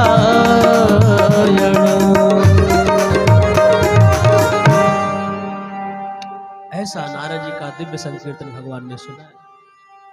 तो भगवान को लगा कि मैं अब नारद जी को क्या दूं। व्यक्ति प्रसन्न होता है तो कुछ ना कुछ देता है, तो भगवान को कुछ दिखाई नहीं दिया। तब देखा कि लक्ष्मी जी के पास में वीणा है, तो लक्ष्मी जी से वह वीणा लेकर भगवान ने कहा, देवी आपने बहुत दिन संगीत सुनाया, अब ये वीणा नारद जी को प्रदान कर देनी चाहिए। नारद जी बहुत सुंदर संकीर्तन गाते हैं, इनके कीर्तन में वाद्य यंत्र का भी स्वर मिल जाए और मधुरता आ जाएगी। तो देवदत्ता मिवाम वीणाम स्वर ब्रह्म विभूषिता, भगवान ने प्रसन्नता पूर्वक लक्ष्मी जी की वीणा नारद जी को प्रदान कर दी। नारद जी कहते वीणा को लेकर मैंने जब भगवान के राग रागनी में शंकर सुंदर संकीर्तन गाया, भगवान को भी, भगवान के नेत्रों में भी प्रेम जल छलक आता है। भक्त तो गदगद होते ही है, ठाकुर जी भी परम प्रसन्न होते हैं।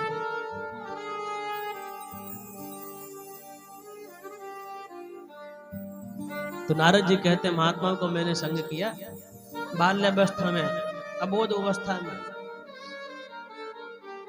मैया के बार बार कहने से, नाट डपट करने से महात्मा के साथ में बैठा, संग किया। आज मैं भगवान का परम प्रिय पार्षद हो गया। तृतीय अवतार के रूप में मेरा लोग स्वागत करते हैं, आदर करते हैं। तो हे भगवान व्यास, क्या जो लोग निष्ठा से, आदर से, श्रद्धा से भगवान की कथा का आश्रय ले, संतों का संग करें, तो क्या भगवान उन पर कृपा नहीं करेंगे? इसलिए आप श्रीमद् भागवत में भगवान और भक्तों के चरित्र गाइए। श्रीमद् भागवत एकमात्र ऐसा पुराण है जहां भगवान ने स्वयं भक्तों के चरित्र गाए हैं। अन्य जगह तो भक्त भगवान के चरित्र गाते हैं, लेकिन श्रीमद् भागवत में ठाकुर जी भक्तों के चरित्र गा रहे हैं। ठाकुर जी स्वयं उद्धव जी को सुना रहे हैं, नारद जी भगवान के अवतार है, युधिष्ठिर जी को सुना रहे हैं, सुखदेव जी भगवान के ही स्वरूप है, परीक्षित को कथा सुना रहे हैं। तो यह भगवान भक्त के चरित्र गा रहे हैं, संत चरित्र गा रहे हैं। भगवान के चरित्र सुनकर भक्तों को आनंद होता है और भक्तों के चरित्र सुनकर भगवान को आनंद होता है। इसलिए कहते हैं संतों से जुड़ो, भक्तों से जुड़ो। बिना महात्माओं के चरण सन्निधि प्राप्त किए हमारे अंदर भक्ति का उदय नहीं होगा, भक्ति का उदय नहीं होगा। अगर आपकी किसी में किसी संत चरण में प्रीति नहीं है, विश्वास नहीं है आपको, तो भगवान को गुरु रूप में वर्ण कर लो। कृष्णम वंदे जगत गुरुम रुद्रम त्रैलोक्य गुरुम, भगवान शिव को भी तो लोकी का गुरु कहा गया। भगवान शिव को गुरु बना लो, भगवान कृष्ण को जो जगत गुरु है उनको गुरु रूप में वर्ण कर लो। गुरु रूप में तो वर्ण करना पड़ेगा, तभी भगवत भक्ति का आनंद ले पाएंगे। इसलिए हमारे संत गाते हैं, तीसरा वृंदावन में गाते हैं कि संतन के संग लाग रे, संतन के संग लाग रे, तेरी अच्छी बनेगी। संतन के संग लाग रे, तेरी अच्छी बनेगी। संतन के संग लाग रे, तेरी अच्छी बनेगी। संतन के संग लाग रे, तेरी अच्छी बनेगी। अच्छी बनेगी तेरी, अच्छी बनेगी। अच्छी बनेगी तेरी, अच्छी बनेगी। अच्छी बनेगी तेरी, अच्छी बनेगी। अच्छी बनेगी तेरी, अच्छी बनेगी। संतन के संग लाग रे, तेरी अच्छी बनेगी। संतन के संग लाग रे, तेरी अच्छी बनेगी। बोले संत भगवान की।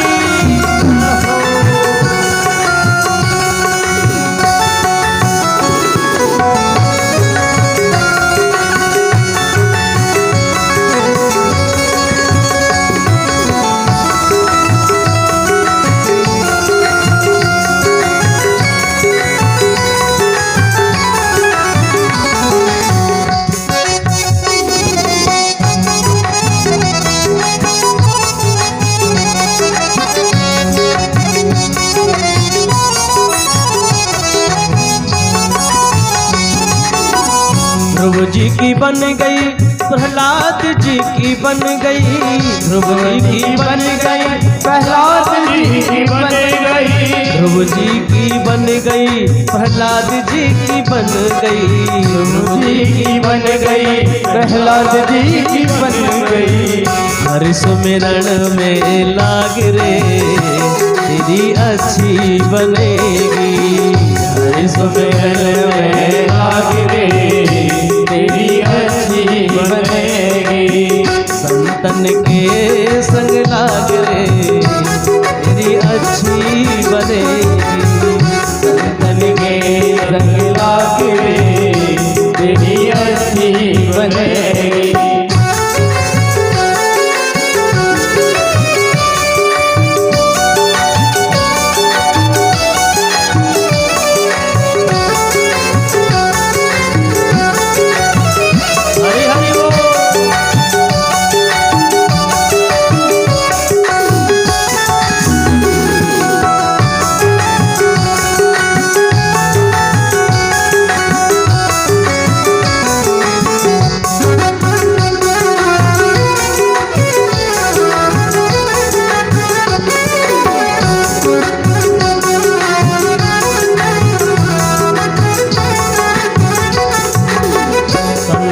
संग कर पुण्य कमाई। संतन संग कर पुण्य कमाई। संग कर पुण्य कमाई, संतन संग कर पुण्य कमाई। होए राम चरण अनुराग रे तेरी अच्छी बनेगी, राम चरण अनुराग रे तेरी अच्छी बनेगी। संतन के संग लाग रे तेरी अच्छी बनेगी, संतन के संग लाग रे तेरी अच्छी बनेगी।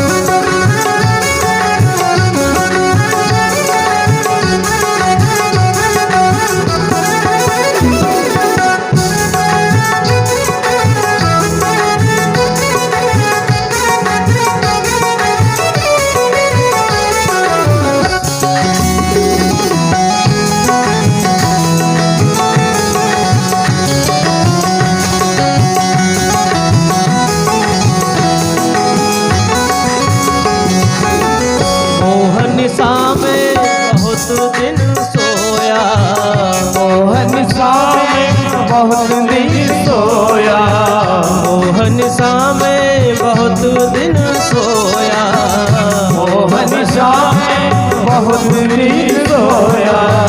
बहुत दिन सोया बहुत तूने खोया, बहुत दिन सोया बहुत दिन सोया। बहुत तूने सोया बहुत तूने खोया, बहुत दिन सोया बहुत तूने खोया। मोहन सा में बहुत दिन सोया, मोहन सा में बहुत दिन खोया। जाग सके तो जाग रे तेरी अच्छी बनेगी, जाग सके तो जाग रे तेरी अच्छी बनेगी। संतन के संग लाग रे तेरी अच्छी बनेगी, संतन के संग लाग रे तेरी अच्छी बनेगी। अच्छी बनेगी तेरी बिगड़ी बनेगी, अच्छी बनेगी तेरी बिगड़ी बनेगी। अच्छी बनेगी तेरी किस्मत जगेगी, अच्छी बनेगी तेरी किस्मत जगेगी। संतन के संग लाग रे तेरी अच्छी बनेगी, संतन के संग लाग रे तेरी अच्छी बनेगी। तेरी अच्छी बनेगी, अच्छी बनेगी। तेरी अच्छी बनेगी, तेरी अच्छी बनेगी, तेरी अच्छी बनेगी।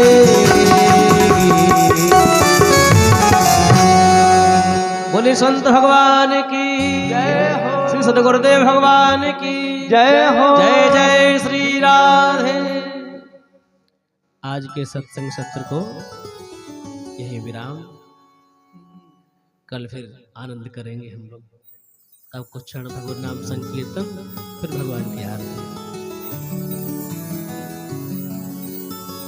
हरे रामा रामा राम सीता राम राम राम, हरे रामा रामा राम सीता राम राम राम।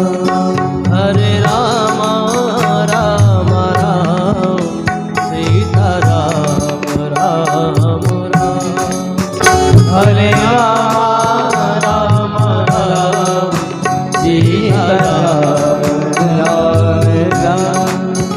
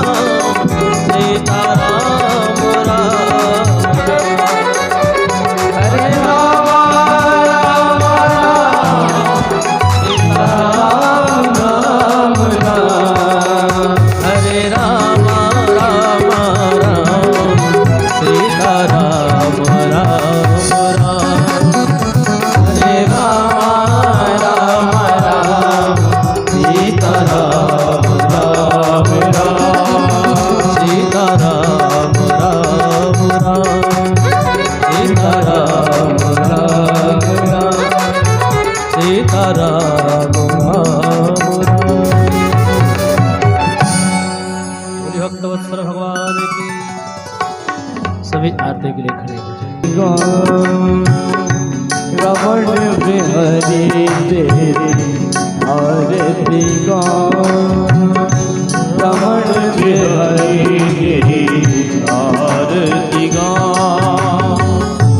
मोर मुख से तेरे शीश पे सो है, मोर मुकुट तेरे शीश पे सो है। कावरी बंसी मेरो मन मोह है, प्यारी बंसी मेरो मन मोह है। या चल पे बलिहारी न जा, माँ के बिहारी तेरी आरती गाओ। चरणों से निकली है गंगा प्यारी, चरणों से निकली है गंगा प्यारी। जिसने सारी दुनिया तारी, जिसने सारी दुनिया तारी। उन जन्नों में माँ के बिहारी तेरी आरती गाऊं। प्यास दस के नाथ आप हो, प्यासी दास के नाथी आप हो। सुख दुख जीवन करे साथी आप हो, सुख दुख जीवन प्यारे साथी आप हो। योग रूप में बल बल जाऊं, शिवा के बिहारी तेरी आरती गाऊं। श्री हरिदास के गाने तुम हो, श्री हरिदास के गाने तुम हो। मेरे मोहन जीवन धन हो, मेरे मोहन जीवन धन हो। वास सदा वृंदावन पाऊं, माँ के बिहारी तेरी आरती गाऊं। आरती गाऊं प्यारे तुमको मनाऊं, आरती गाऊं प्यारे तुमको मनाऊं। गिरवर हरि तेरी आरती गाऊं, गिरवर हरि तेरी आरती गाऊं। रमण बिहारी तेरी रास बिहारी